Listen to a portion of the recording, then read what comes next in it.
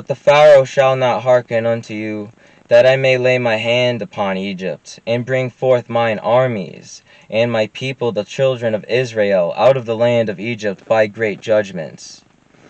And the Egyptians shall know that I am the Lord, when I stretch forth mine hand upon Egypt, and bring out the children of Israel from among them. And Moses and Aaron did as the Lord commanded them, so did they. And Moses was 80 years old, and Aaron 83 years old, when they spake unto Pharaoh.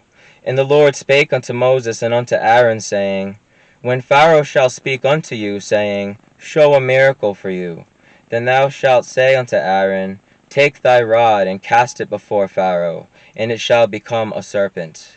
And Moses and Aaron went in unto Pharaoh, and they did so as the Lord had commanded. And Aaron cast down his rod before Pharaoh, and before his servants, and it became a serpent. Then Pharaoh also called the wise men and the sorcerers. Now the magicians of Egypt, they also did in like manner with their enchantments. For they cast down every man his rod, and they became serpents. But Aaron's rod swallowed up their rods. And he hardened Pharaoh's heart, that he hearkened not unto them, as the Lord had said. And the Lord said unto Moses, Pharaoh's heart is hardened, he refuseth to let the people go. Get thee unto Pharaoh in the morning. Lo, he goeth out unto the water, and thou shalt stand by the river's brink, against he come. And the rod which was turned to a serpent shalt thou take in thine hand, and thou shalt say unto him, The Lord God of the Hebrews hath sent me unto thee, saying, Let my people go, that they may serve me in the wilderness. And behold, hitherto thou wouldest not hear. Thus saith the Lord, In this thou shalt know that I am the Lord. Behold, I will smite with the rod that is in mine hand upon the waters which are in the river, and they shall be turned to blood. And the fish that is in the river shall die, and the river shall stink, and the Egyptians shall loathe to drink of the water of the river. And the Lord spake unto Moses, say unto Aaron, Take thy rod, and stretch out thine hand upon the waters of Egypt, upon their streams, upon their rivers, and upon their ponds, and upon all their pools of water, that they may become blood, and that there may be blood throughout all the land of Egypt, both in vessels of wood and in vessels of stone. And Moses and Aaron did so, as the Lord commanded, and he lifted up the rod, and smote the waters that were in the river, in the sight of Pharaoh, and in the sight of his servants, and all the waters that were in the river were turned to blood. And the fish that was in the river died, and the river stank, and the Egyptians could not drink of the water of the river, and there was a blood throughout all the land of Egypt. And the Egyptians of Egypt did so with their enchantments, and Pharaoh's heart was hardened, neither did he hearken unto them, as the Lord had said. And the Pharaoh turned and went into his house, neither did he set his heart to this also. And all the Egyptians digged round about the river for water to drink, for they could not drink of the water of the river. And 7 days were fulfilled after that the Lord had smitten the river. And the Lord spake unto Moses, Go unto Pharaoh, and say unto him, Thus saith the Lord, Let my people go, that they may serve me. And if thou refuse to let them go, behold, I will smite all thy borders with frogs, and the river shall bring forth frogs abundantly, which shall go up and come into thine house, and into thy bedchamber, and upon thy bed, and into the house of thy servants, and upon thy people, and into thine ovens, and into thy kneading throws. And the frogs shall come up both on thee, and upon thy people, and upon all thy servants. And the Lord spake unto Moses, Say unto Aaron, Stretch forth thine hand with thy rod over the streams, over the rivers, and over the ponds, and cause frogs to come up upon the land of Egypt. And Aaron stretched out his hand over the waters of Egypt, and the frogs came up, and cover the land of Egypt. And the magicians did so with their enchantments, and brought up frogs upon the land of Egypt. Then Pharaoh called for Moses and Aaron, and said, Entreat the Lord, that he may take away the frogs from me, and from my people, and I will let the people go, that they may do sacrifice unto the Lord. And Moses said unto Pharaoh, Glory over me, when shall I entreat for thee, and for thy servants, and for thy people, to destroy the frogs from thee and thy houses, that they may remain in the river only? And he said, Tomorrow. And he said, Be it according to thy word, that thou mayest know that there is none like unto the Lord our God. And the frogs shall depart from thee, and from thy houses, and from thy servants, and from thy people. They shall remain in the river only. And Moses and Aaron went out from Pharaoh. And Moses cried unto the Lord because of the frogs which he had brought against Pharaoh. And the Lord did according to the word of Moses. And the frogs died out of the houses, out of the villages, and out of the fields. And they gathered them together upon heaps, and the land stank. But when Pharaoh saw that there was respite, he hardened his heart, and hearkened not unto them, as the Lord had said. And the Lord said unto Moses, Say unto Aaron, Stretch out thy rod, and smite the dust of the land, that it may become lice throughout all the land of Egypt. And they did so. For Aaron stretched out his hand with his rod, and smote the dust of the earth, and it became lice in man, and in beast. All the dust of the land became lice throughout all the land of Egypt. And the magicians did so with their enchantments, to bring forth lice, that they could not. So there were lice upon man and upon beast. Then the magician said unto Pharaoh, This is the finger of God. And Pharaoh's heart was hardened, and he hearkened not unto them, as the Lord had said.